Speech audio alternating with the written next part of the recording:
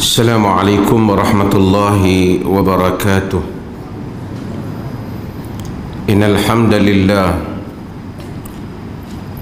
نحمده ونستعينه ونستغفره ونعوذ بالله من شرور أنفسنا ومن سيئات أعمالنا. من يهده الله فلا مضل له ومن يضلله فلا هادي له. أشهد أن لا إله إلا الله وحده لا شريك له وأشهد أن محمدا عبده ورسوله. أما بعد. Hadirin dan hadirat yang dirahmati Allah, kita masuk kepada bab yang baru, iaitu babu syurutis salati, bab syarat-syarat salat. Bab syurut adalah jamak kepada syarat, iaitu syarat. Orang kita kata syarat, sebenarnya dia dengan asal perkataan Arab dengan ta, syarat, syurut. Syarat ni maksudnya adalah asal tanda, alamat. Sebab itu ada bab kita sebut asyratus sa'ah, tanda-tanda kiamat. Tanda-tanda kiamat. Dan Quran kata faqad jaa asyratuha, telah datanglah tanda-tandanya, alamat-alamatnya. Syurut salat yakni, kalau dengan bahasa salah, alamat-alamat salat, tapi maksudnya syarat-syarat salat. Apa maksud syarat ni? Syarat tu apa? Syarat semayang, syarat sah semayang. Kita kata, kita mengaji dalam fiqh ada bab syarat sah salat. Apa syarat sah salat? Syarat tu apa? Apa beza syarat? Apa beza rukun? Kita sebut syarat, kita juga sebut rukun. Ahli usul, yakni ahli usul fiqh, mereka kata syarat itu ma yalzamu min adamihi al-adamu wa la yalzamu min wujudihi wujudun wala adamun li dzatihi. Siapa yang ada sebahagian kitab dan berbagai, ini ta'rif yang klasik sikit. Tarikh ahli usul fiqh moden ini, macam Syekh Abdul Karim Zaidan, Dr. Abdul Karim Zaidan dan seumpamanya, dia modernkan sikit bunyi dia tu. Tapi hak ni tarikh secara klasik. Klasik dia kata ma yalzamu min wujudihi ma yalzamu min adamihi al-adamu. Apa yang mengilzamkan, menjadikan, menyebabkan, menetapkan min adamihi al-adamu, maksudnya yakni ma yalzamul adamu min adami, benda yang akan benda yang menetapkan kalau tak ada dia, maka tak ada benda tu. Kalau tak ada, tidak wujud. Kalau ia tidak wujud, maka tidak wujudlah perkara yang kita nak buat tu, maksudnya tak sah. Wala yalzamu min wujudihi wujudun wala adamun, tapi tak semestinya dengan wujudnya itu menetapkan mesti wujud atau mesti tidak wujud. Maksud kita faham li zati. Apa maksud mereka? Maksud mereka ialah perkara yang mana kalau hal itu tak ada, benda tu tak boleh berlaku. Contohnya apa? Syarat nak sembahyang kena ada wuduk. Kalau tak ada wuduk, tak ada salat. Yang ni tidak sah salat. Tapi dia kata tak semestinya kalau dia tu ada, mesti ada benda tu. Misalnya kalau seorang tu ada wuduk, tak semesti dia salat. Mungkin dia ambil wuduk untuk dia buat apa? Baca Quran. Mungkin dia ambil wuduk dia nak tidur. Jadi syarat ni kata dia, bila tak ada benda ni, benda yang nak dibuat tu tak boleh ada. Solat tak boleh ada. Tutup aurat umpamanya, tak ada tutup aurat, sembahyang tak sah. Tapi kalau orang tu tutup aurat, tak semesti dia bertujuan nak sembahyang, mungkin dia tujuan nak keluar rumah. Dan mungkin juga dia nak sembahyang. Tuan-tuan faham maksud? Dia kalau tak ada, sembahyang tak sah. Dia kalau ada, tak semestinya orang sembahyang. Macam itulah dalam nak tatbik hak yang ni. Apa beza syarat dengan rukun? Syarat ni dia di luar daripada sesuatu, dia di luar daripada solat, dia sebelum sembahyang. Macam wudu sebelum sembahyang. Apa lagi? Tutup aurat sebelum sembahyang. Menghadap kiblat sebelum kita nak salat, kita menghadap kiblat tu baru kita salat.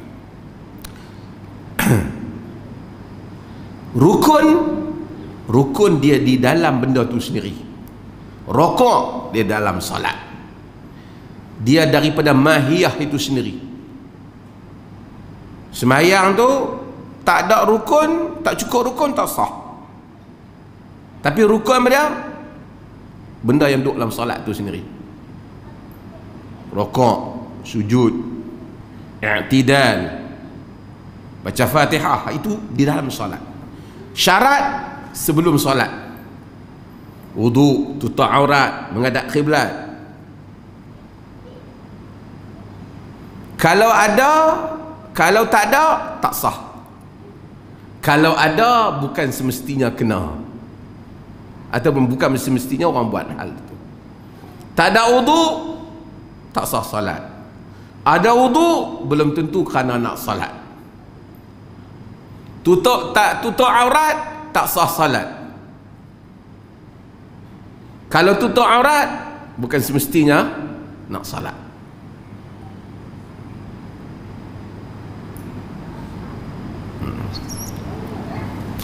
Itulah yang dimaksudkan dengan yang dikatakan syarat salat. Salat, dan kita akan bahas hadis-hadis dalam masalah ni. Wa an Ali bin Talq radhiyallahu an qala Rasulullah sallallahu alaihi wasallam, idza fasa ahadukum fi sholati falyansarif wal yatawadda wal yu'id as-salata. Rawahul khamsatu wa sahih Ibn Hibban. Hadis ini diriwayatkan oleh Imam Abu Dawud, riwayat Tirmizi, An-Nasai, diriwayatkan juga oleh Imam Ahmad, Ibn Majah. Kata dia, siapa yang lah bakhur, tolong tutup bakhur. Ada bakhur?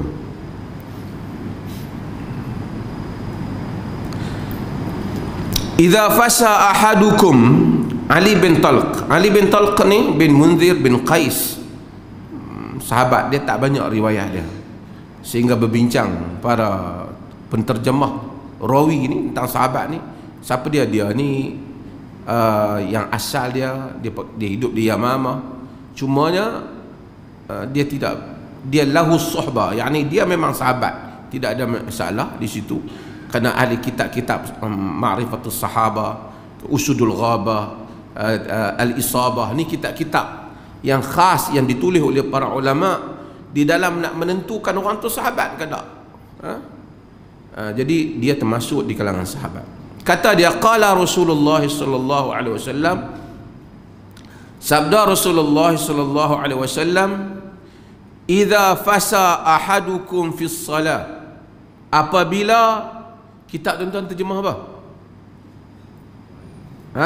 Buang angin terjemah.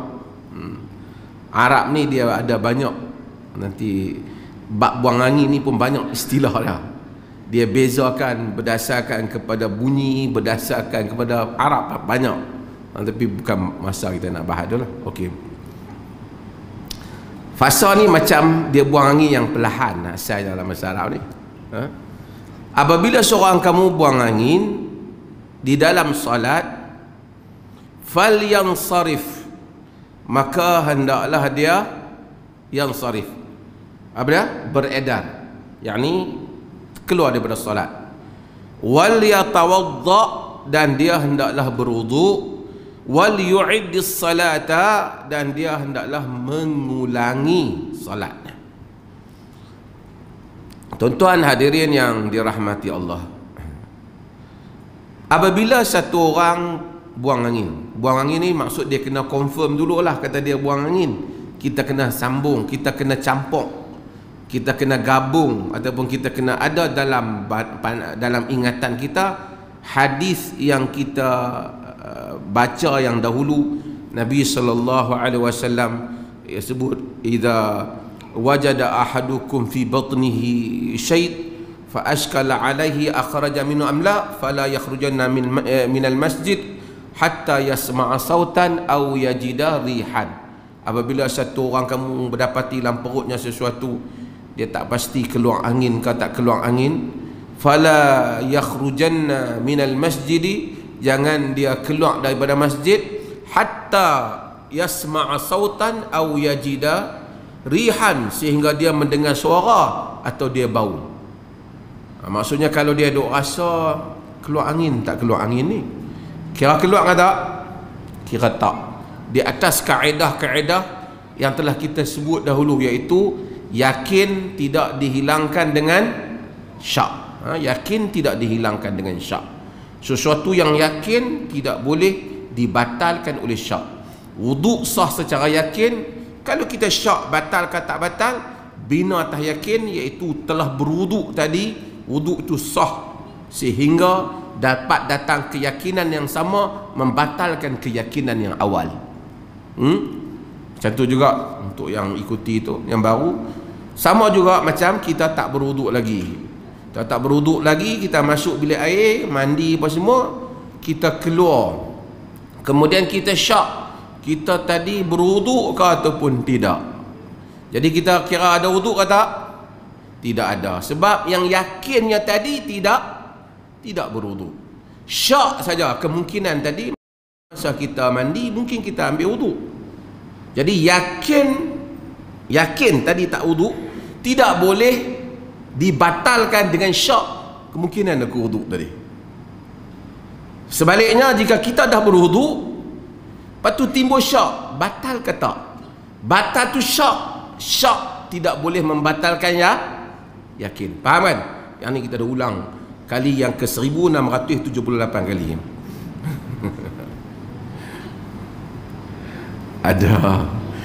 Ada orang tanya saya satu soalan. Soalan tu saya dah jawab dah. Tapi tak apalah dia tanya. Tapi saya sebelum nak jawab tu, saya kata saya jawab banyak kali dah. Tuanku Raja Muda kata kat saya, yang tu Tan Sri Datuk Nur Hisham tak pernah kata. Maksudnya dia kata Datuk Nur Hisham ni, Tan Sri Datuk Nur Hisham ni, setiap hari orang tanya dia kena soalan yang sama, wartawan tanya, tetap dia sabar menjawab. Kita tengok kemarin tanya dah, tapi tanya lagi, dia tetap jawab. Itu dia sabarlah sebagai seorang yang menerangkan tu. Okey, maksud saya kita dah terang banyak kali. Yang mengaji sebahagiannya sambil lena pun boleh ingat dah.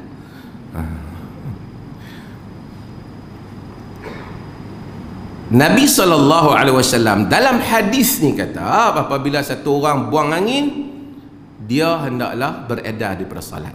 Tapi dia jangan beredar lagi terasa buang angin, beredar. Dia tak boleh, dia kena gabung dengan hadis yang hari tu. Bila dia confirm dia buang angin.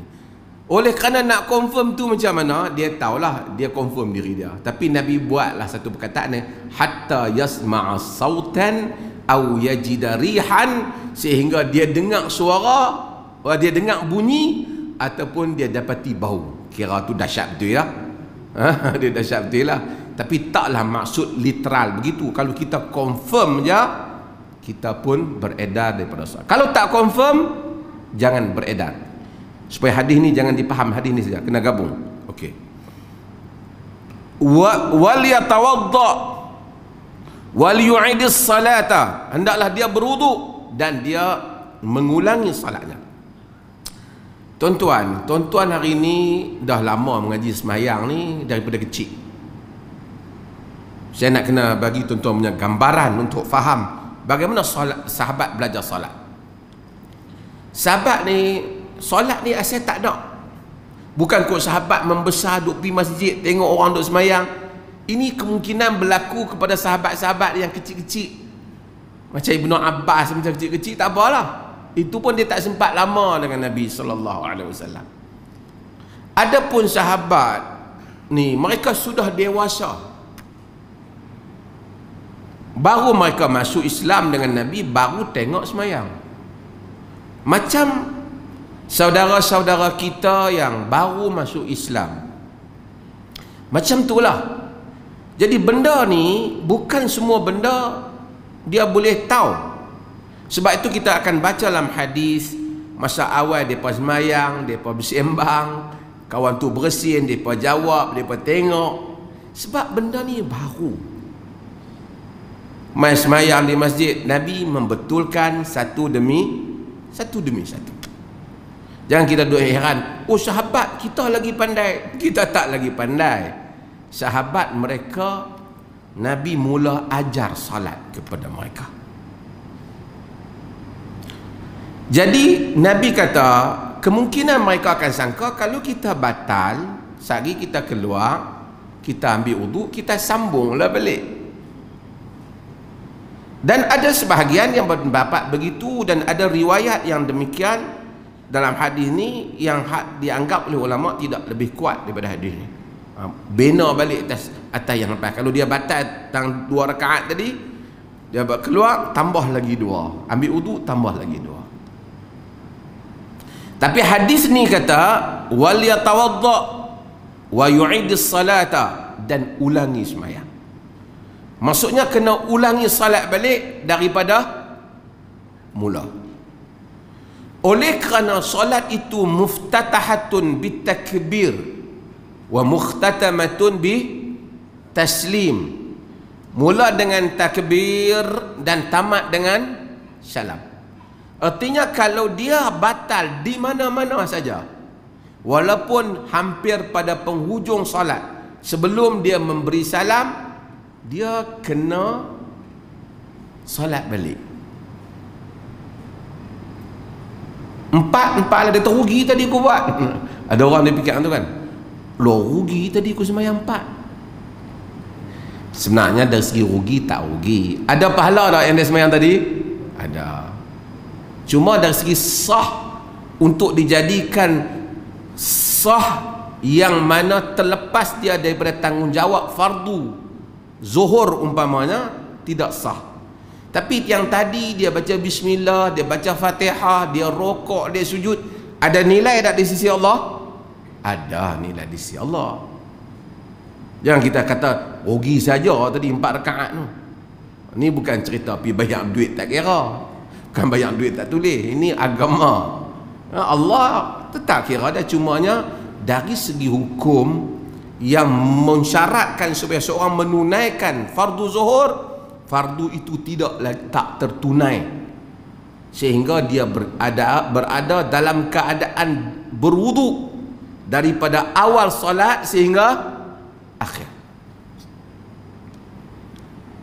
Pahala ada. Sebab tu saya bila kita mengajar kuliah ni, kita kena bagi kefahaman yang betul. Setengah orang tu dia faham dia tak betul, dia rasa dia rugi. Kita tadi 4 rakaat sembahyang saja, dekat-dekat nak ujung dah pula tu. Dia tak sembahyang saja, dia dapat pahala. Cumanya dia tidak dianggap sah untuk melepaskan tanggungjawab fardu itu. Okey. Hadis ni para ulama sepakat, keluarnya angin batal wudu. Bila batal wudu, batalnya salat. Bila batal wudu, batalnya salat. Okey. Apabila batalnya salat, seorang itu hendaklah mengulangi semula salatnya. Kalau sekiranya satu orang solat, Nabi kata hendaklah dia falyansarif, tinggalkan semayang. Semayang 2 rakaat, insya batal. Nak keluar malu, duk tak apa aku semayang pergi ya, pergi perhabis lagi semayang lain. Haram solat dalam keadaan tidak ada wuduk. Haram solat dalam keadaan dia nak keluar, dia boleh pekuk hidung dia, kata dia berdarah hidung ke apa, tak apa. Tapi untuk nak mengelak orang sangka dia buang angin, tak apa. Tapi dia tak boleh solat di dalam keadaan dia tidak ada wuduk, walaupun dia kisah pergerakannya tak boleh. Dia hendaklah keluar dan kemudian hendaklah dia mengambil wuduk dan bersolat semula. Hadis ni bagi syarat apa? Syarat sah solat mesti apa? Berwuduk. Melainkan hal-hal yang berlaku lah, dia dah tak ada wuduk disebabkan kerana tak ada air, dia tayammum dan semua itu. Tapi syaratnya hendaklah berwuduk. Dan tayammum juga dia batal juga. Kalau dia buang angin, dia tayammum semula. Hadis yang berikutnya, wa an Aisyah radhiyallahu anha anna an-nabiy sallallahu alaihi wasallam qala la yaqbalu Allahu salata haidin illa bi khimar, rawahu al-khamsah illa an-Nasa'i. Hadis ini diriwayatkan oleh semua imam hadis yang 6 tu, yang 5 tu kecuali al-Imam An-Nasa'i. Okey. Daripada Aisyah radhiyallahu anha anna Nabiy sallallahu alaihi wasallam, Nabi sallallahu alaihi wasallam bersabda, la yaqbalu Allahu salata haidin illa bi khimar. Allah tidak menerima salat orang haid, perempuan yang haid. Dia tak ada haidatun. Pasal yang haid ni perempuan saja, lelaki tak haid. Walaupun dia pakai bedak, dia bubuh cincin, dia bubuh anting-anting di telinga dia, bubuh gincu ke, tetap dia tak haid. Walaupun dia pakai tudung ke, dia tetap tak haid. Kerana haid ni perempuan saja. Allah Ta'ala tak terima salat wanita yang haid melainkan bi khimar, melainkan dengan, ditulis apa situ? Ditulis apa? Tudung kerudung, bahasa Indonesia orang. Kerudung ni tutup kepala lah. Sebab itu kita panggil arak tu khamar. Khamar sebab dia menutup akal. Khamar. Khimar benda yang tutup, yakni dia menutup, dia tutup kepala dia. Nabi kata tidak diterima salat wanita melainkan dengan dia menutup kepala. Masih kena pakai tudung lah. Walaupun dia duduk seorang-seorang dia, maka dia tidak boleh salat melainkan dengan dia menutup kepala dia. Seorang-seorang dia sembahyang, dia kata bukan dah siapa tengok. Tetap dia hendaklah ketika salat dia menutup kepala dia, ni dia tutup, melainkan muka dan tapak tangan. Para ulama secara umumnya menyatakan aurat lelaki ni dalam solat, di luar solat sama. Cuma di kalangan mereka menyatakan aurat perempuan ni dalam solat, luar solat ada sikit beza bagi mazhab tertentu. Dia panggil auratus salah dan auratun nazar. Aurat semayang dan aurat tengok. Ini khususnya bagi mazhab ataupun ulama yang mewajibkan wanita menutup muka. Maka kata dalam solat memang tak tutup muka, tapi luar solat hendaklah menutup muka. Pakai niqab lah, naklah pakai niqab. Itu mereka bezakan. Namun begitu, argumen mereka itu mungkin pada solat boleh, kerana mungkin wanita tu solat bersendirian atau bersama dengan wanita. Tetapi bagaimana argumen itu nak ditegakkan, kerana wanita tidak boleh menutup muka dia, seperti mana Nabi SAW melarang ketika tawaf. Sedangkan tawaf ada orang lelaki. Maka argumen mewajibkan wanita menutup muka ataupun memakai niqab ialah argumen yang lemah dari segi pendalilan. Ada qaul ulama, tapi ia adalah pendapat yang lemah. Sebelum saya nak bahas itu, saya nak sebut hal ni sikit. Saya sebut banyak kali dah. Sebab itu para ulama apabila membahaskan firman Allah, illa ma zahara minha, melainkan apa yang zahir daripadanya, Ibnu Abbas umpamanya dia menukilkan bahawasanya ini termasuk khidabul kaf wal khatim.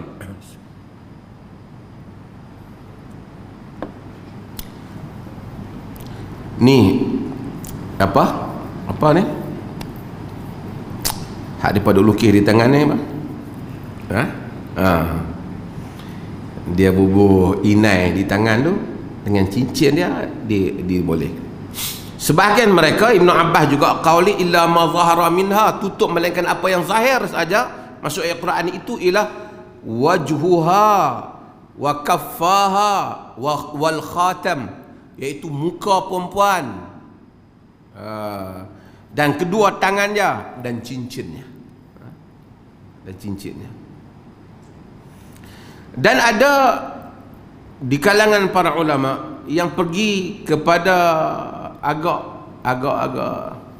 yang lebih sikit, tapi kaul ini tidak agak asing sehingga membenarkan sehingga ke pangkal leher.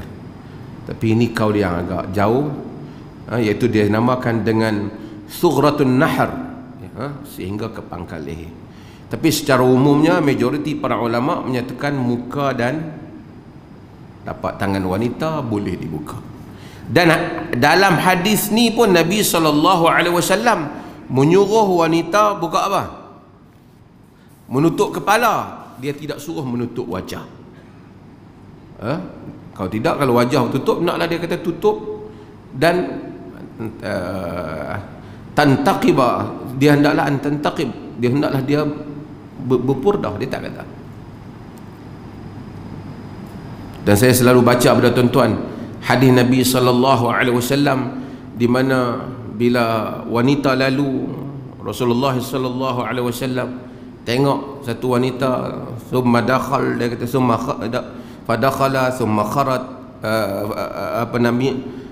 wa qad ightasal. Nabi bila tengok perempuan lalu, Nabi masuklah rumah dia, sahabat tengok dia dah mandi. Sahabat tanya Nabi, ya Rasulullah, akana syait, wahai Rasulullah, adakah berlaku sesuatu? Nabi kata, marrat bi fulana fa waqa'a fi qalbi syahwatun nisa.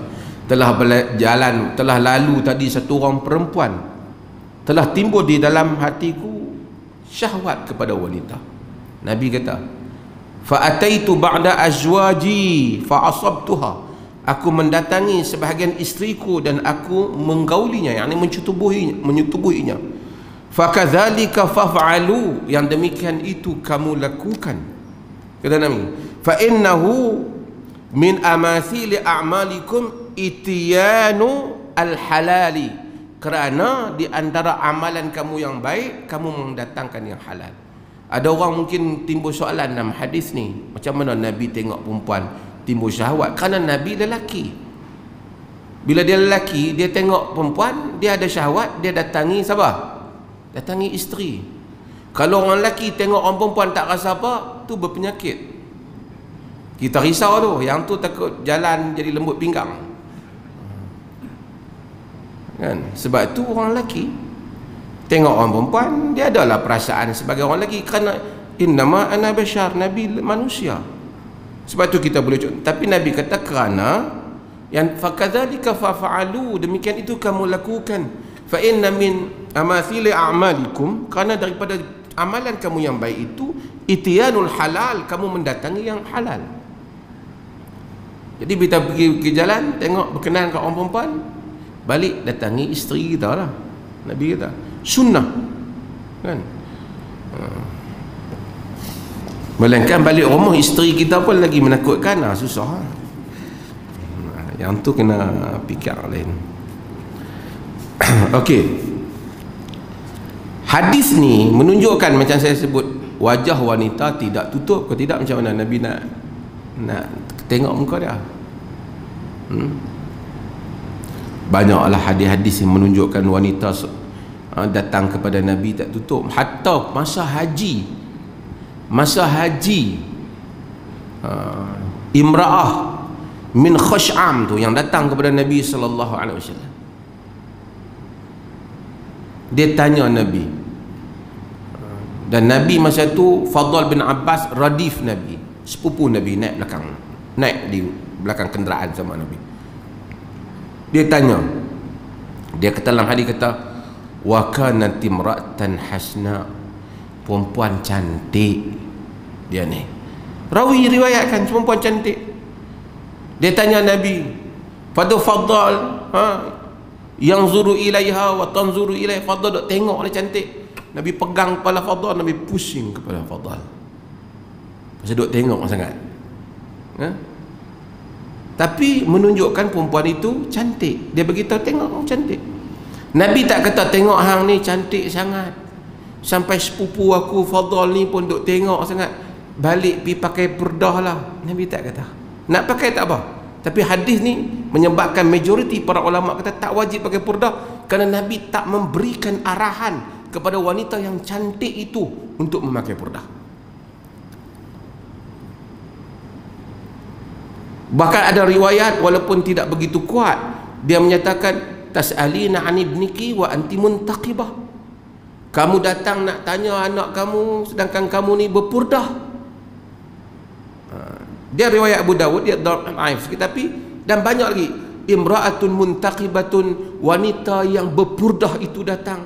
Menunjukkan apa? Ada orang berpurdah pada zaman Nabi, tapi jarang-jarang lah.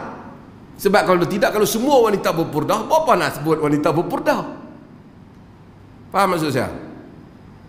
Kalau kita semua wanita tu sama, kan, kita tak sebut lah.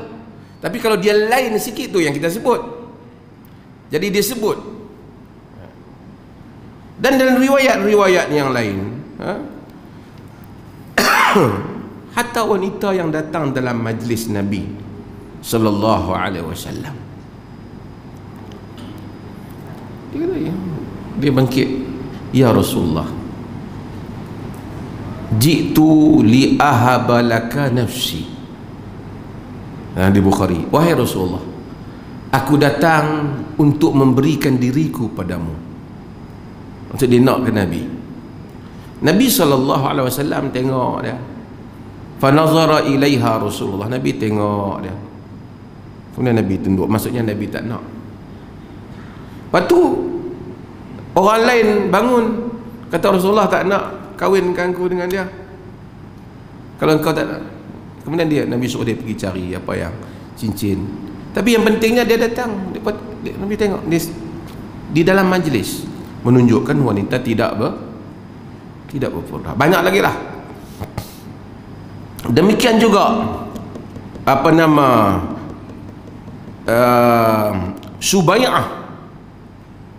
Subay'ah ni, dia dulu duduk di bawah sebagai isteri Sa'ad bin Khawlah.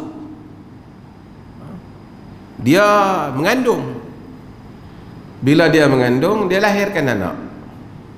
Bila dia lahirkan anak, timbul masa tu iddah dia ni, lahirkan anak kan, iddah kena tunggu 4 bulan 10 hari. Iddah ni sebenarnya yang paling pendek lah. Ada sahabat yang pergi bantah, dia pergi jumpa Nabi. Nabi kata bila dia dah salin, habislah, dia boleh kahwin lah. Kenapa sahabat tu bantah? Sahabat tu tengok dia, sahabat tu, malaki mutajammilah, la'allaki tarjinan nikah. Pasal apa yang hadap bersolek cantik ni, nak kahwin kot. Artinya Subay'ah dia bersolek. Lepas tu dia kata, ma anti bin nakih hatta tamurri alaiki arba'ata ashur wa ashra. Kamu tak boleh kahwin sampai 4 bulan 10 hari. Tapi saya nak ceritanya, dia kanat tatajammal lil khuta. Dia itu dia make up diri dia untuk orang Pinang dia. Maksud dia cantik lah cara zaman tu lah. Dia pakai bedak lah apa. Dia wanita boleh pakai bedak, boleh pakai celak, taklah sampai muka merah nak jadi macam apa yang apa tu kadang-kadang orang perempuan pakai. Sebab tu orang perempuan kadang dia make up tu terlebih. Bila masa dia make up dia gunakan gambar muka dia untuk scan dia punya handphone dia tu. Itu malam tak boleh scan lah muka orang lain dah. Muka dia dah lain kan, dia basuh make up dia semua, tak jadilah. Hadis ni, Subai'ah ni menunjukkan Subai'ah ni dia mutajammil, dia mencantikkan diri dia. Kalau dia pakai purda, tentulah sahabat lain tak nampak dah. Itu saya nak ceritanya. Tapi tak apalah. Hadis-hadis ni bukan kata habis tu salah orang perempuan pakai purda, tak salah dia pakai purda. Ada qaul para ulama pakai purda. Hak saya sebut ni alasan-alasan ulama yang menyatakan tidak wajib memakai purda. Siapa nak pakai purda tak apa. Itu juga qaul, termasuk qaul Ibn Qayyim, ulama-ulama Saudi, qaul mereka seperti itu. Hadis ni menyatakan wanita yang haid tidak boleh salat melainkan dalam keadaan apa? Hendaklah menutup auratnya, iaitu dalam hal ni hendaklah menutup kepalanya walaupun dia itu seorang. Dan haid yang dimaksudkan ni bukan semestinya datang haid, tapi datang tanda-tanda baligh. Seperti tumbuhnya bulu ari-ari pada kemaluannya, maka dengan itu maka dia adalah wanita yang telah baligh. Maka bila dia salat kena tutup kepala walaupun haid belum datang. Walaupun haid belum datang.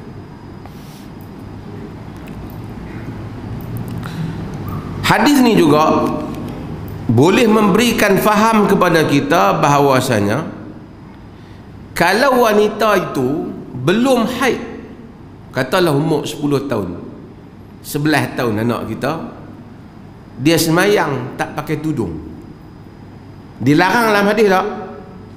Tak dilarang. Pasal hadis ni kata apa dia? La yaqbalullahu salata haid illa bi khimar. Allah Ta'ala tak terima semayang wanita yang haid melainkan dengan bertudung. Kalau dia belum haid, tuntutan ni tak kuat buat dia. Artinya kalau budak-budak kita tu dia semayang dengan mak dia, perempuan tu umur dah 7-8 tahun, main masuk waktu semayang 8 tahun dia semayang dengan mak dia, dia tak pakai tudung. Hadis ni dia tak termasuk, dia belum haid. Tapi kita tu suruh dia pakai tu sebagai latihan lah, kita latih dia. Tapi dari segi nas hadis tidak ada larangan untuk dia, tidak ada larangan untuk dia, kerana Nabi SAW menyebut bahawasanya bagi wanita yang haid. Ini adalah dua hadis Nabi SAW. Hadis yang kedua ini dimasukkan oleh Imam Ibn Hajar Al-Asqalani bahawasanya syarat sah salat lagi tadi wudu, yang kedua hendaklah menutup aurat. Hendaklah menutup aurat. Tak tutup aurat tak sah, melainkan dia tutup aurat dia tersingkap dan kemudian dia menutupnya kembali, maka itu tidak mengapa. Di kalangan mazhab ada yang membezakan antara aurat mughalladzah dan aurat mukhaffafah, aurat yang berat dan aurat yang ringan. Dia kata aurat yang berat tu lebih, khususnya dalam mazhab Hanbali, aurat yang berat tu antara pusat dengan lutut bagi wanita. Kata dia kalau yang tu tersingkap tak boleh. Itu pandangan mereka lah. Yang ringan ni selain daripada itu, kalau tersingkap tak apa. Maksud tersingkap, lepas tu dia tutup balik. Kita tengah-tengah semayang umpamanya, wanita tengah semayang, angin mari, terangkat tudung dia, nampaklah rambut dia. Kemudian dia tarik balik tudung dia, tidak mengapa untuk dia terus menunaikan salatnya. Ini dua hadis, dan insya-Allah kita akan baca hadis yang lain untuk kita menjawab soalan-soalan.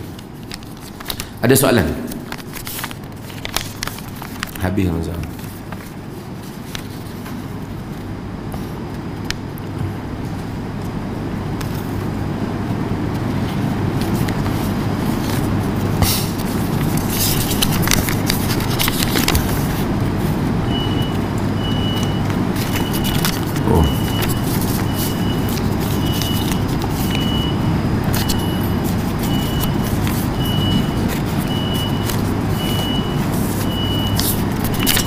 Azan.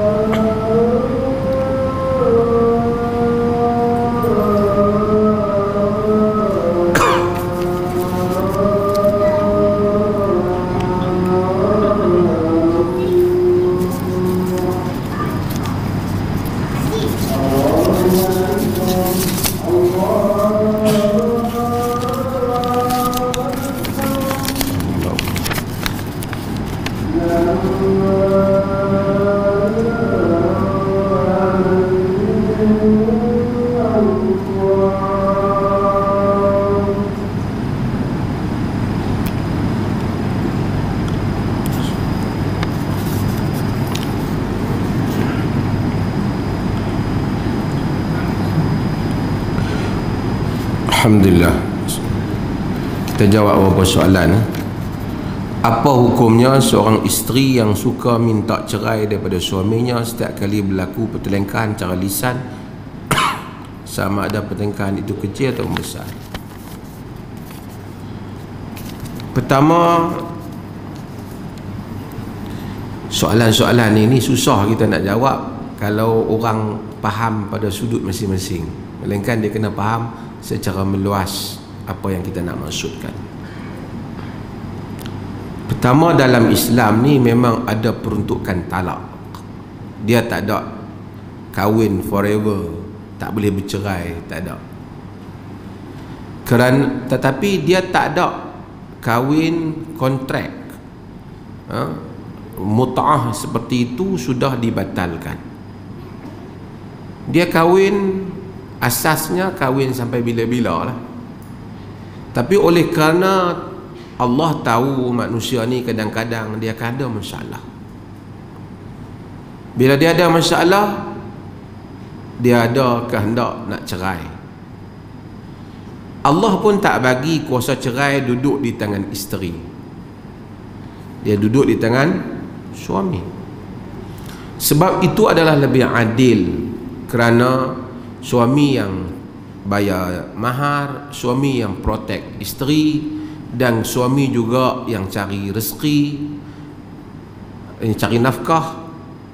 Sekiranya suami ni boleh dia diceraikan, balik-balik main rumah, bawa balik kan, abang jangan naik lah, saya cerai abang, kalut kita kan, maka kuasa ni duduk di tangan suami, kerana dia lebih rasional. Bukan kata perempuan tidak rasional juga, tapi mungkin ada emosi dia. Ustaz Hafiz ni tahulah, dia duk jaga bab ni, orang perempuan ni. Bukan kata perempuan, kadang-kadang dia emosi. Mungkin kalau dia marah, dia mungkin talak suami dia sehari 6 kali. Pagi masa nak pergi kerja, tengkang, talak dah sekali, balik. Sebab salah satu lagi, bukan soal emosi saja, tetapi soal di mana beban tak ada kat dia. Misalnya, kalaulah kuasa talak ada di tangan perempuan, nafkah kewajipan siapa? Suami. Dia kahwin dengan satu orang suami itu, dia dah tengok kenal dengan orang lelaki lain pula, dia kata aku ingat nak talak suami aku lah. Anak-anak tak apa, dia kena belah. Bila talak pun tanggungjawab bapak dia. Dia talak, dia pergi menikah dengan orang lain pula. Pasal dia, mungkin ada orang yang cinta dia betul, tidak ada masalah, tapi bila dia tidak ada risiko, begitulah akan jadinya. Maka syarak jadikan kuasa talak berada di tangan siapa? Suami. Pasal suami ni bila dia nak talak, dia ada risiko. Anak dia nak kena tanggung kalau ada anak. Lepas tu dia nak kena bayar itu, bayar ini, dia ada risiko. Kalau kita dapat isteri yang memang tak cocok dengan kita, tak boleh nak pi dia ni. Saya falsafah saya mudah, orang mungkin siapa tak setuju tak apa, tapi kita ni hidup singkat, tak ada masa kita kena nak berkelahi kerana satu perempuan, kerana satu lelaki. Sampai 20 tahun duduk di dalam bahasa sastranya, dalam neraka dunia ni, buat apa? Sebab itu maka kalau sekiranya lelaki tu rasa isteri tu tak boleh dah dengan dia, hari-hari perempuan ni asyik duk tengkak, dia nak semayang pun tak khusyuk, nak apa pun tak, nak buat kerja tak boleh, eloklah kuasa di tangan dia, dia lepaskan. Kenapa dia nak jadi bala dalam diri dia? Kerana ada perempuan yang mungkin tak boleh lah dengan kita, ataupun melainkan kita fikir boleh tarbiyah lagi, boleh didik lagi, memang aku nak asuh dia ni memang kepala angin, bila dia marah angin dia mai, lepas pada ni dia elok balik. Itu di atas hikmah lelaki masing-masing. Tapi kalaulah kuasa talak ini mutlak di tangan lelaki, langsung perempuan yang dikahwini ni tak boleh keluar daripada rumah tangga, susah juga perempuan. Kalau kenal lelaki kepala angin, jenis tumbuk, dia tampak, jenis maki dia, jenis macam-macam yang dia tak boleh bahagia, takkanlah dia nak tunggu situ sehingga duk pujuk abang, talaklah saya, talaklah saya. Dia tak mau aku talak hang, so aku nak kena, ataupun saja aku tak mau talak hang, tapi aku tak mau bertanggungjawab. Susah. maka syarak bagi peruntukan-peruntukan yang lain untuk wanita itu menuntut perpisahan perkahwinan melalui mahkamah. Yang wanita kena tahu ada bab fasakh, ada bab dia boleh firakkan perkahwinan, ada bab khulu'. Seperti mana isteri Thabit bin Qais dalam riwayat Bukhari yang datang kepada Nabi SAW. Dia kata, ya Rasulullah, Thabit bin Qais la a'tibu alaihi khuluqahu fi khuluqin wala dinin. Ya Rasulullah, aku Thabit ni tak pertikailah akhlak ke agama dia, aku tak pertikai. Walakinni akrahul kufra fil Islam, tapi aku benci kufur dalam Islam, yakni buat perangai orang kafir. Aku tak boleh dah dengan dia ni. Ada orang dia tak boleh dah, kan? Saya pernah buat banyak contoh, dia tak boleh. Mungkin dia tak, kau ni kadang-kadang dia masalah kufur je. Dia ni macam ni punya cara fikir, dia ni macam ni, dia tak kena angin tu. Duk try tak boleh. Satu parti A, satu parti B, tiap-tiap hari duk berkempen lah, pening, nasi tak masak, apa tak masak.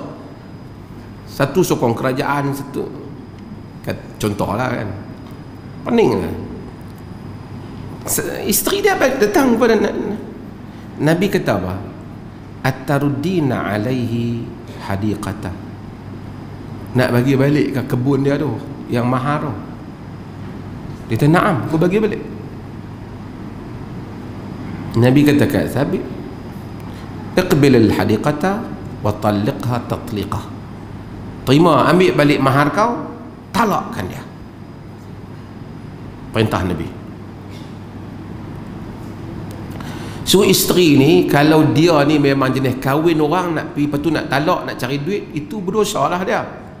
Tapi kalau dia memang bertengkar tu, nak tengok atas dasar apa. Dia memang tak ngam, memang tak boleh. Sebab tu kita hakim nak kena perinci masalah-masalah yang seperti ini. Saya bekerja sebagai penghantar makanan, bolehkah saya menerima tips dari pelanggan atas alasan sedekah? Boleh terima, tak ada masalah. Sebab dia bukan rasuah kita, kerja kita dah buat, dia bagi lebih upah kita hantar kat dia. Kalau dia kata ni bagi tips kat hang, lain kali makanan orang lain hang jangan duk hantar lah, pergi kat sebelah hampir buang, yang tu tak boleh lah. Yang ni tips dia bagi pada kita di atas dasar. Okey, soalan lagi apa tadi, adakah pada zaman Nabi SAW boikot barang orang macam mana orang boikot barang Perancis? Adakah ni sunnah Nabi SAW?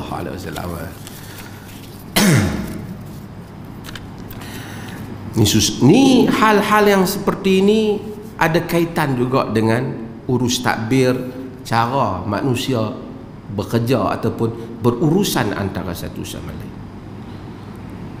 Nabi Musa alaihi salam, pada zaman dia ada satu orang pengikut dia yang buat perangai pi buat anak lembu. Nama apa dia tu? Nama apa? Nama Samiri, kan? Mana Samiri? Kan? Qala fazhab fa inna laka fil hayati an taqula la misas.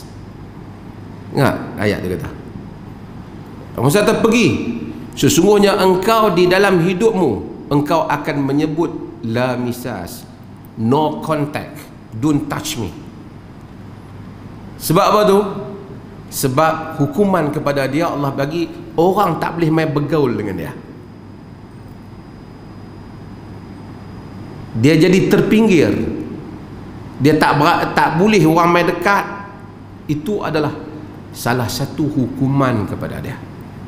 Maksudnya hukum potong kontak ni zaman silam dah Tuhan buat dah kepada siapa? Samiri. Zaman Nabi SAW cerita apa? Cerita 3 orang yang kena pulau tu. Ingat tak? Perang apa tu? Dalam peperangan dalam peperangan Tabuk. 3 orang yang masyhur yang dalam kisah itu, Ka'ab bin Malik, Hilal bin Umayyah Al-Waqifi, seorang nama apa? Murarah Ibnu Rabi' Al-Amri. 3 orang. Ka'ab bin Malik, dia anak dia Abdullah bin Ka'ab cerita. Pak dia dah habis, dah zaman dah Nabi dah tak ada dah. Pak dia cerita tak ada orang kata Ka'ab yang kena macam dia kena. Ka'ab bin Malik ni adalah sahabat Nabi SAW. Semua peperangan dengan Nabi kecuali perang Badar, semua dia join.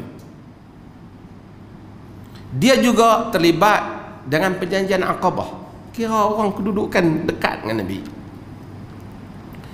Nabi ni kata dia, biasanya apabila nak pergi ke satu tempat, Nabi ni peperangan, baginda SAW tak habaq. Perang ni Nabi tak habaq. Nabi mana? Sebab simpan rahsia ketenteraan. Nabi tak bagi tahu. Tapi dalam peperangan Tabuk, Nabi bagi tahu. Sebab perang Tabuk berlaku pada musim keadaan yang panas, buah-buahan di Madinah pun duk keluar elok.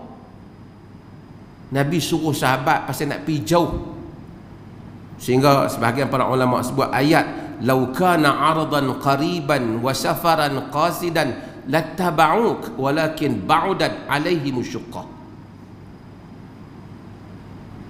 Kalaulah perjalanan itu dekat, tempat sampainya dekat, sederhana, nescaya mereka mengikutmu. Tapi jauh dan di atasnya masyaqqah.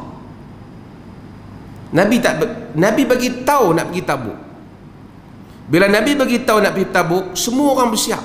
Sahabat bersiap, siap kuda, bersiap apa. Kata Ka'ab, aku pun nak bersiap jugalah. Sehari demi sehari saat keluar nak pergi ambil cari barang, nak pergi perang, tak cari, balik saja. Besok macam tu, sampai duk macam tu keadaan, sehinggalah Nabi bertolak nak pergi perang. Dia tak pergi, duk tunggu.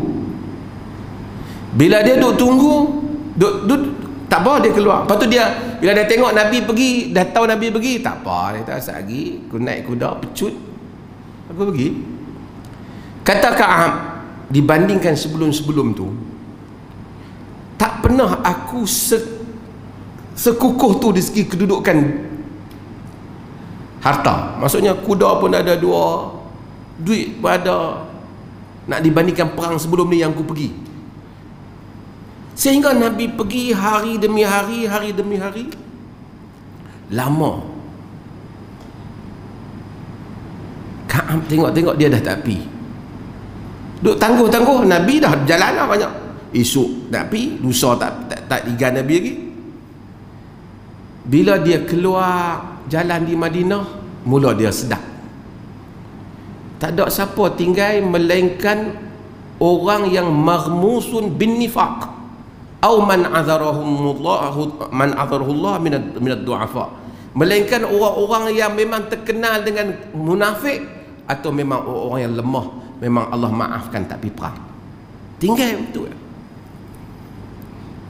Nabi SAW bila sampai di Tabuk tu, dalam perjalanan Nabi berhenti, Nabi duduk, Nabi tanya, aina Ka'ab, ma fa'ala Ka'ab, ma fa'ala Ka'ab, Ka'ab buat apa? Satu orang daripada Bani Salamah, dia kata, habasathu burdahu, maksudnya wa nazru fi atfih, dia maksudnya apa, dia ni sedang diselimuti dengan harta dia, dengan kesenangan dia, dengan pakaian dia. Dia duduk syok. Mu'adz bin Jabal apabila dengar kontu kata, bi sama qulta, buruk perkataan kau ya Rasulullah, ma alimna alaihi illa khaira. Wahai Rasulullah, Ka'ab ni setahu kita ni orang bagus lah dia ni. Muaz tolong bela untuk Nabi sallallahu alaihi wasallam. Lepas tu Ka'ab duduk di Mekah, di Madinah. Nabi pergi nu, sampailah Nabi balik. Nabi ni bila dia balik masuk ke Madinah, dia akan pergi duduk, dia akan masuk, dia akan pergi ke masjid dulu. Dia akan solat 2 rakaat. Di situ dia akan jumpa orang. Geng-geng munafiqun, golongan munafik ni, seorang demi seorang, 80 orang lebih mari beritahu Rasulullah, saya memang nak pi baru ni, tapi itulah isteri dah masalah. Rasulullah, saya memang nak pi baru ni, adalah buah pula lah, tak ada siapa nak ambil di rumah. Macam-macam lah alasan. Nabi dia tak apa. Semoga Allah ampun kau. Semoga Allah ampun kau. 80 lebih. Ka'ab mai nak pergi jumpa Nabi. Dia kata, aku tak padan nak bohong Nabi. Bila Ka'ab mai, ini beza tuan-tuan. Orang kalau musuh kita tak apa, macam pergi ambil pergi dia. Tapi bila sahabat ni, sahabat, dia mari kepada Nabi sallallahu alaihi wasallam, dia rapat mai tengok Nabi. Dia kata, fatabassama tabassumul mughdab. Nabi senyum, tapi senyum orang marah. Dia pergi duduk ke Rasulullah. Ya Rasulullah, lau jalastu min indi ghairika min ahli dunia, kalaulah aku ni mari duduk di sisi selain daripada engkau di kalangan ahli dunia ni, aku akan reka cerita macam mana. Laqad u'titu jadalan, aku pun satu orang yang boleh fasih juga untuk berhujah ni. Walakin wallahi inni la'alam, tapi demi Allah aku tahu, kalau aku bagi tahu satu alasan yang kau mungkin suka padaku, terima alasan ni, la yushikanna Allah an yusqitaka ghada, aku bimbang Allah akan bagi khabar dan besok Allah akan jadikan, Allah akan murka padaku, dan engkau jadikan engkau murka padaku. Kalau engkau tanya, wahai Rasulullah, apa alasan aku? Aku tak ada alasan. Aku tidak ada sebarang keuzuran. Makana bi min udzur ya Rasulullah. Aku tak ada alasan. Aku memang kenderaan semua dah.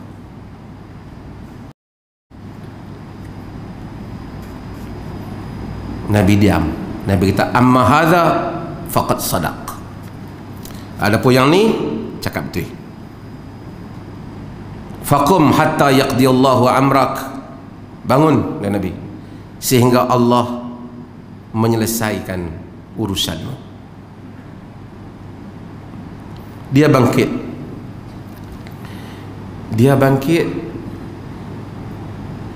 Ada orang sahabat dia kata, ni buat apa yang ada pergi cakap betul-betul, kenapa tak ikut mereka tadi, minta Nabi ampun sudahlah. Duk habang semua cerita-cerita ni, jadi payah. Dah, aku tak mau tipu. Dia kata, masa kat Nabi pun dia, sesungguhnya aku akan cakap benar wahai Rasulullah. Aku harap Allah lah ampun aku, walaupun kau mungkin marah, Allah ampun aku. Lepas tu dia tanya, ada orang lain, geng-geng munafik aku tak mau, lain macam aku ni? Dia apa kata, ada Hilal bin Umayyah Al-Waqifi dengan Murarah Ibn Rabi' Al-Amri. Rasa lega sikit. Dua orang ni orang ahli perang Badar, orang baik, orang saleh. Kau tidak, aku rasa aku seorang ya. Dia kata, dalam aku duduk situ, dalam hadis tu kata, sahabat telah memaklumkan Nabi, naha Rasulullah sallallahu alaihi wasallam al-muslimina an kalamina. Rasulullah telah keluarkan arahan, orang Islam dilarang bercakap dengan tiga orang ni.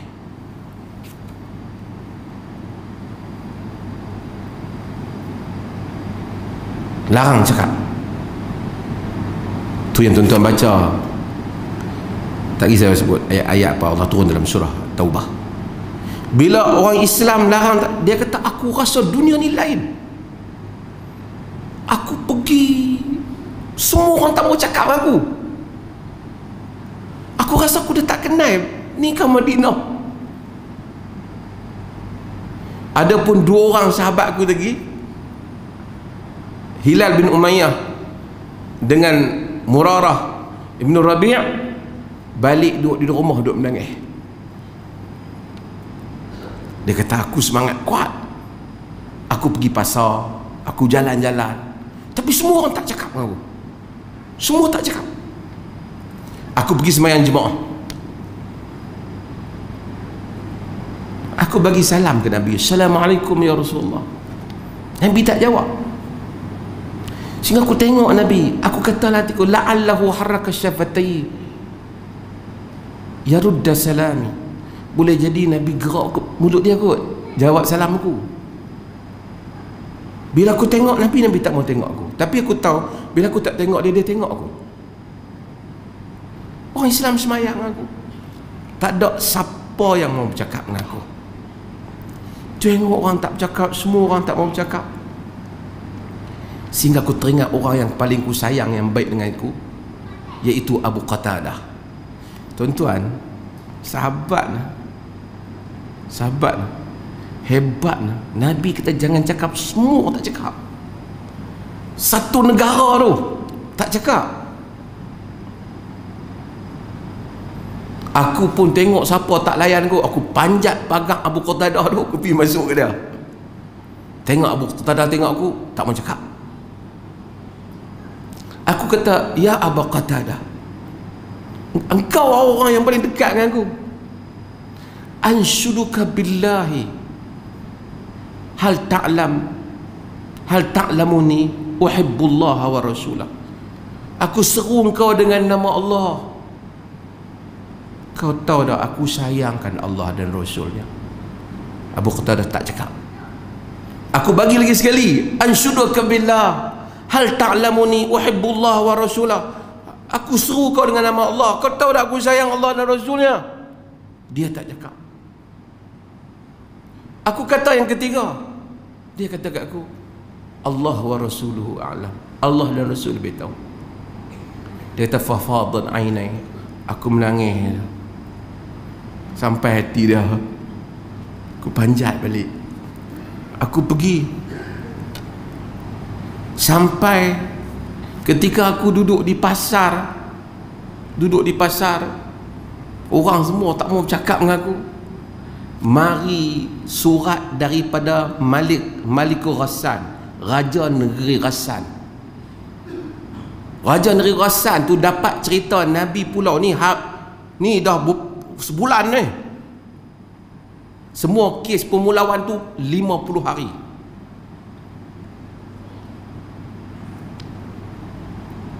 Raja Negeri Ghassan hantar surat mai kat dia. Telah sampai berita padaku, pada dia sebelum ni kan, kau ni ada orang nama juga lah, anna sahabaka qad jafak. Sesungguhnya sahabatmu yang lain Nabi telah tak layan kau. Mari kat aku. Tok Sadu tunggu sana. Raja tawar kat dia. Dia pun tengok surat tu. Wa hadza aidan minal bala. Ni satu lagi bala mai. Aku ambil, aku bakar. Aku duduk Madinah ni, aku rasa dah tak kenal ya. Pada hari yang ke-40, mari wakil Nabi kepada aku. Dia kata, anna Rasulullah sallallahu alaihi wasallam amaraka an ta'tazila imra'atak.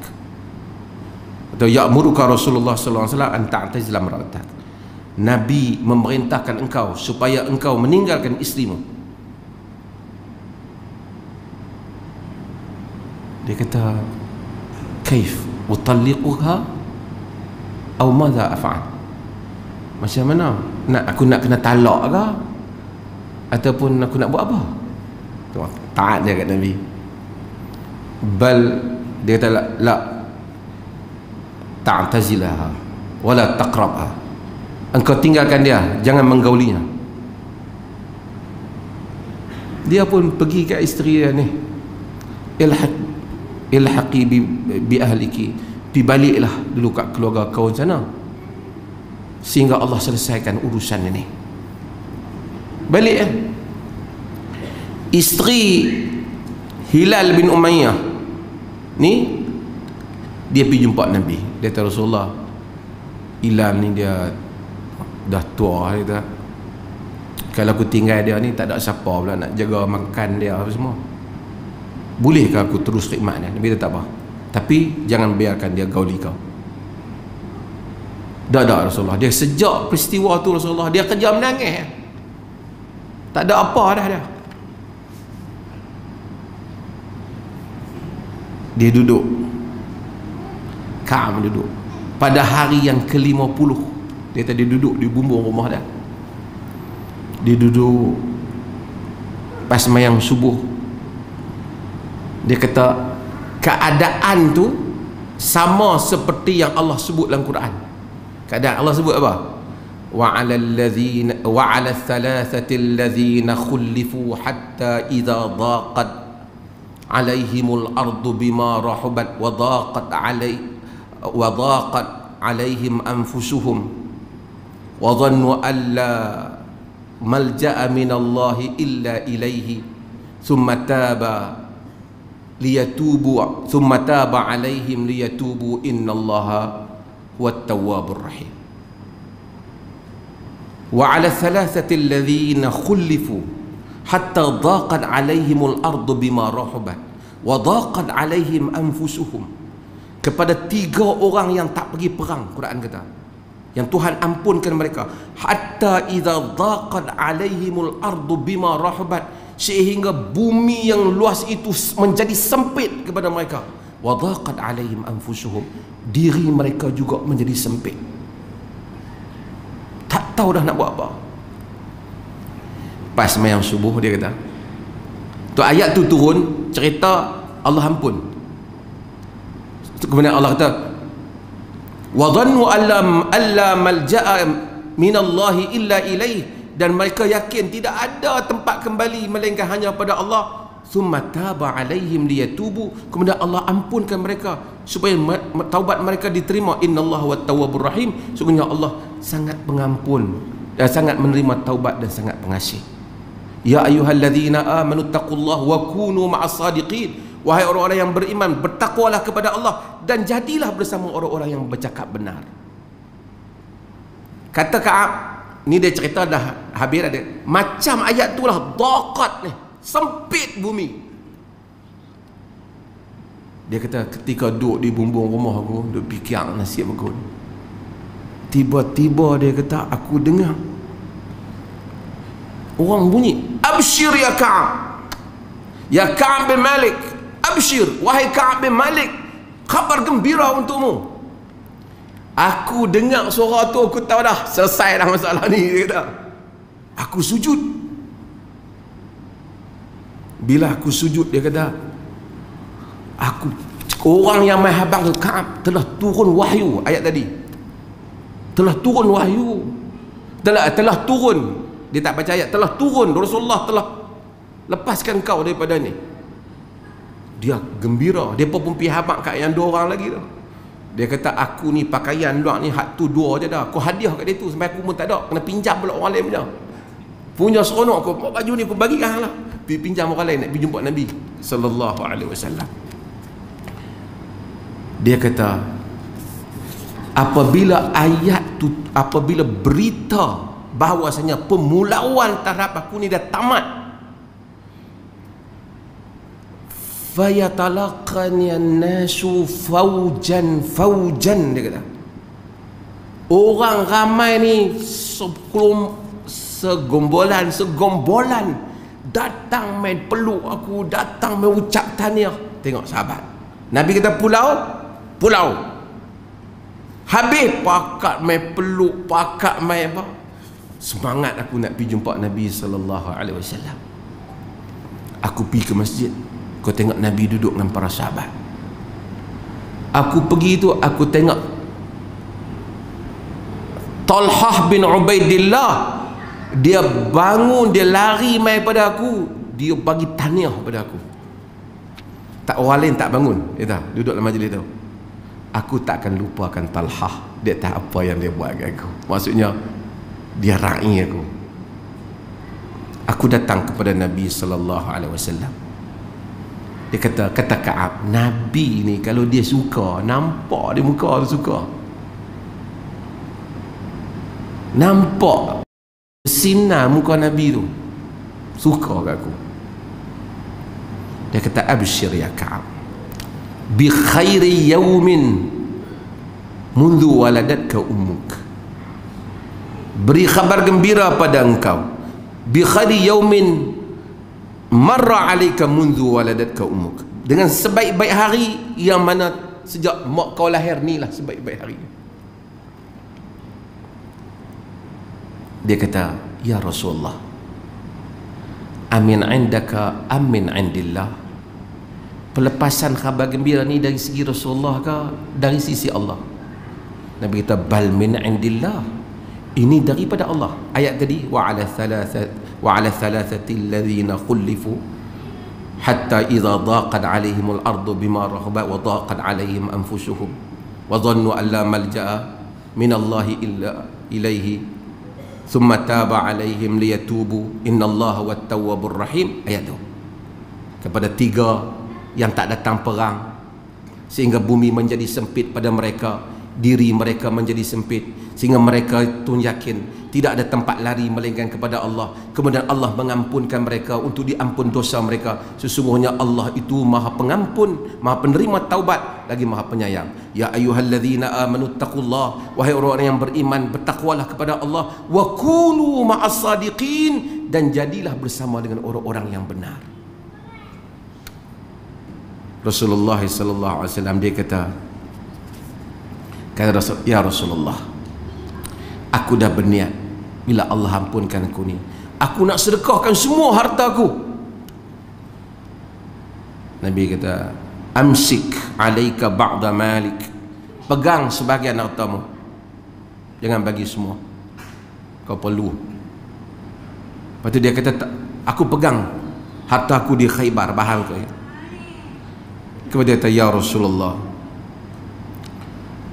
sesungguhnya aku, innallaha najjani bisidq, sesungguhnya Allah telah menjadikan aku terlepas kerana aku bercakap benar. Maksud aku tak bohong hari itu. Wa inna taubati ya Rasulullah, wa inna min taubati ya Rasulullah alla uhadditha illa sidqan ma baqitu. Di antara taubat aku wahai Rasulullah, aku akan terus bercakap benar selagi aku hidup. Kata Ka'ab masa riwayat hadis ni, dia kata, aku tak tahu mana orang Islam yang pernah kena macam aku kena, tetapi sejak itu aku telah berniat aku akan cakap benar sehingga hari ini masih aku bercakap benar. Semoga Allah mengekalkan aku. Masa dia riwayat hadis pada anak dia, aku terus bercakap benar. Tu Allah tawakunu ma'as-sadiqin. Nabi ajak sahabat yang penting ketika misi penting, pulau berapa hari? 50 hari. Mereka sabar, pengajaran kepada mereka, tapi hasil kesabaran mereka, turun Quran. Tuhan kata tiga-tiga mereka diampunkan oleh Tuhan. Sahabat lain mana ada? Pengisytiharan Tuhan, Allah isytiharkan, diampunkan tiga orang ni. Terangkat darjat mereka dalam Quran. Setiap kali orang baca Quran akan sebut kejadian mereka.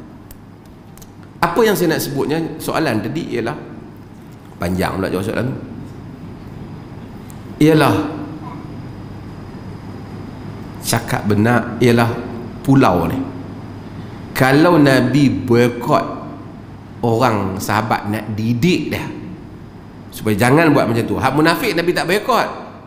Okey, BP munafik Nabi dah tak apa. Semoga Allah ampun lah. Tapi yang ni orang-orang yang benar Nabi didik sahabat. Satu pendidikan.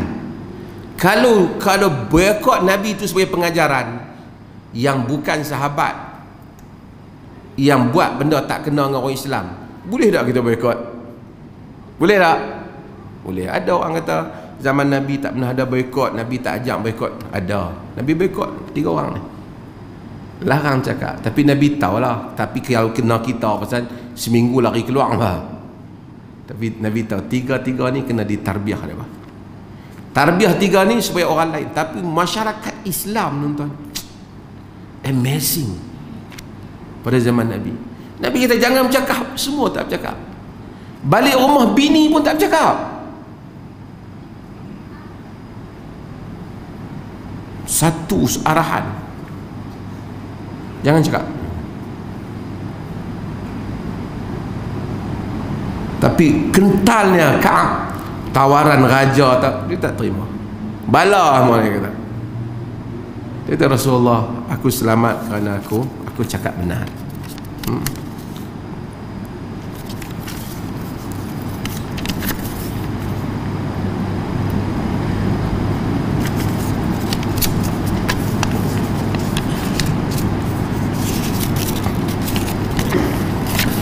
Ni cerita apa ni?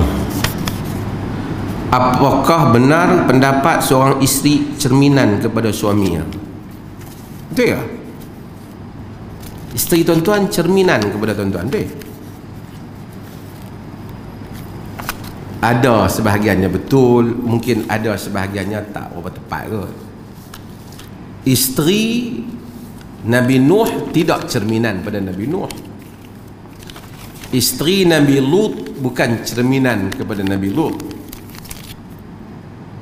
Tapi isteri Nabi kita Muhammad sallallahu alaihi wasallam cerminan kepada ajaran Nabi. Ikutlah keadaan isteri. Mungkin orang boleh tanya juga, adakah suami cerminan pada isteri?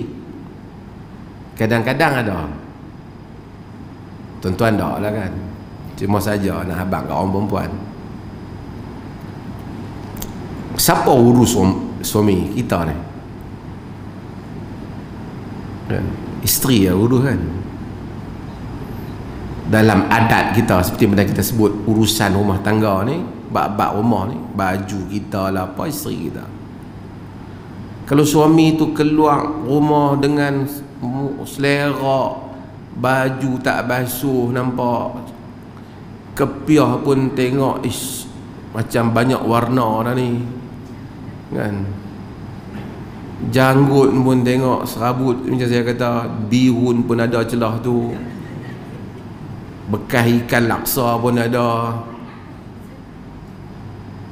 duduk di rumah dengan isteri. Kira orang boleh kata lah, mungkin dia sendiri cemerkap, isteri dia tak uruskan dia ke kan. Pakaian, bukan kita mesti, agama bukan suruh pakai baju baru, bukan semua orang ada duit, tapi manusia ni normal pakai baju sesuai dengan pakaian setempat dia, seluar dengan baju sesuai dengan pakaian dia. Pakai baju hijau seluar merah, ini daripada Kenya ke Ghana ni kan. Kalau isteri dia tak perasan, mungkin isteri pun tak apa tengok. Itu adalah. Isteri juga boleh jadi cerminan juga kan. Kalau isteri tu tak terurus caranya kan, bila suami tengok, orang ada juga isteri tengok teruk pakai baju ni, tak kemas, kereta dia pun teruk. Kalau dah suami tak berkemampuan, tak apalah, ternyata suami tak memberi perhatian, itu boleh jadi. Tapi nak dalam semua keadaan, taklah seperti itu.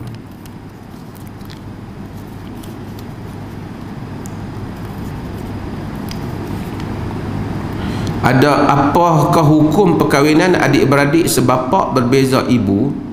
Mereka berkahwin tapi setelah beberapa tahun baru mereka tahu mereka adalah adik-beradik. Apakah status pernikahan mereka dan anak mereka mohon pencerahan? Perkahwinan mereka yang lepas, yang mereka tak tahu, tidak berdosa apa-apa, kerana mereka tidak menderhakai Allah dan Rasulnya.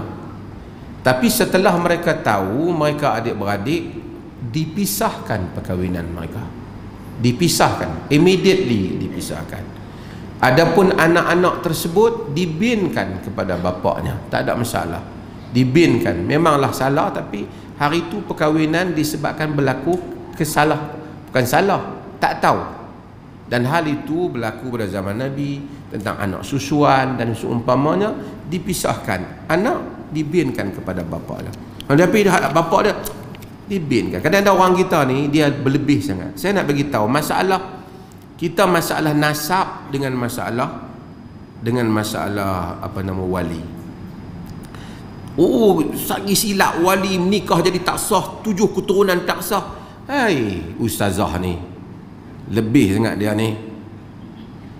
Tujuan wali bukan begitu. Wali itu ialah protector. Tujuan syarak letakkan wali kerana syarak nak suruh protect wanita itu. Kalau dia kahwin, dia masuk dalam family lain, orang ingat dia ni orang perempuan saja, dia lemah. Tidak ada tempat yang nak orang boleh mungkin buat nanya dia. Tapi orang kata jangan buat nanya, ni ada wali dia. Wali dia tu nama wali. Wali tu maksudnya protector. Maksudnya abang dia ke bapak dia, abang dia, maksudnya oleh kerana dia wanita masuk dalam keluarga orang lain, jangan anggap dia tak ada siapa-siapa. Dia ada protector dia. Itu tujuan dia. Sebab itu bila dia tak ada wali, fal sultanu waliyun man la waliyalah. Sultan menjadi wali kepada orang yang tak ada wali. Sebab at least dia tahu pemerintah protect dia. Itu tujuan wali. Sebab tu dalam mazhab Hanafi, kalau wanita tu dah berkemampuan dan seumpamanya, mereka benarkan kahwin tanpa wali. Dan mereka terima balik bantahan wali, kerana jika bantahan itu terbukti. Misalnya jika dia kahwin, wali kata tak patut dia kahwin lelaki ini, dia ni dididik dengan baik, lelaki ini kaki dadah, wali ada hujah, dia terima pendapat wali. Dalam mazhab Hanafi lebih longgar dalam masalah ini. Sebab itu kadang-kadang mai orang kita ni, bila wali tersilap, keturunan anak semua jadi tak sah, bin jadi tak betul, kena tarik. Amboi, dia pandai lebih kan. Dia exaggerate isu ni. Kalau dalam syarak ni, dalam bila berlaku perkahwinan, ada bab hatta bab wati syubhah, persetubuhan yang syubhah. Ada bab kahwin fasid. Fasidnya perkahwinan, dia tak cukup syarat, dia terlepas syarat tertentu, ataupun dia terlepas perkara yang tertentu yang menjadi khilaf umpamanya, dia tetap dibinkan, diwalikan seperti biasa. Cumanya teknikal-teknikal itu dipisahkan oleh para penguasa demi memberikan jaminan keselamatan kepada wanita itu. Dia syarak, ada sebab dia letak benda-benda tu. Main satu, kalau ni dah wali tersilap, anak cucu semua dah jadi anak zina, cicit jadi anak zina, dia buat cerita macam tu. Elok sikit ustazah.